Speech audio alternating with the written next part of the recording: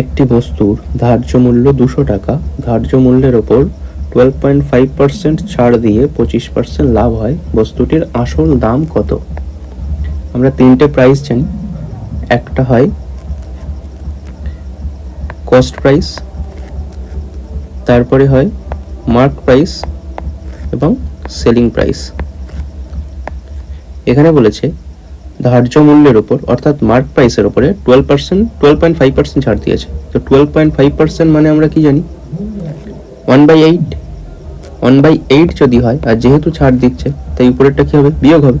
অর্থাৎ আমরা বলতে পারি যে 8-এর জিনিস 7-এ বিক্রি হয়েছে। যেহেতু মার্ক প্রাইসের উপরে ছাড় দিয়েছে তাই মার্ক প্রাইস 8 এবং সেলিং প্রাইস 7। কিন্তু এখানে বলেছে যে তার 25% লাভ হয়েছে। লাভ সবসময় কিসের উপরে হয়? সবসময় কস্ট প্রাইসের উপরে হয়।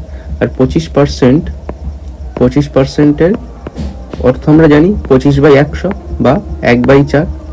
যেহেতু লাভ হয়েছে তাই উপরেরটা কি হবে? যোগ হবে। 4-এর জিনিস বিক্রি হয়েছে কত? 5-এ। অর্থাৎ সিপির ঘরে লিখবো আমরা 4 এবং এসপির ঘরে লিখবো 5।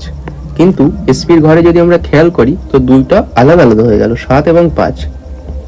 তার জন্য এইগুলোকে সমান করার জন্য 7কে গুণ করব 5 দিয়ে এবং 5কে গুণ করব 7 দিয়ে, তাহলে দুটোই সমান হয়ে গেল।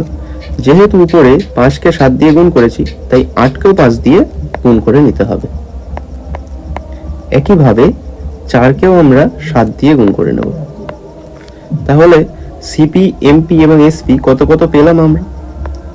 4 × 7 = 28, 5 × 8 = 40 এবং এটা একইভাবে 5 × 7 = 35।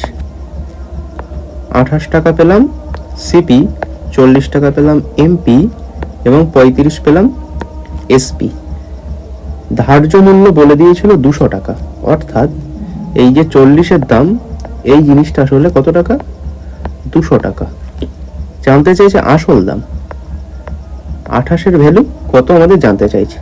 যদি একটু খেয়াল করে দেখি, 200টা 40-এর আসলে 5 গুণ, তাহলে সিপিটাও 28-এর 5 গুণ হবে, যেটা আমাদের হয় 140 টাকা। অর্থাৎ আমাদের এখানে সঠিক আনসার হয়ে যাবে অপশন নাম্বার এ।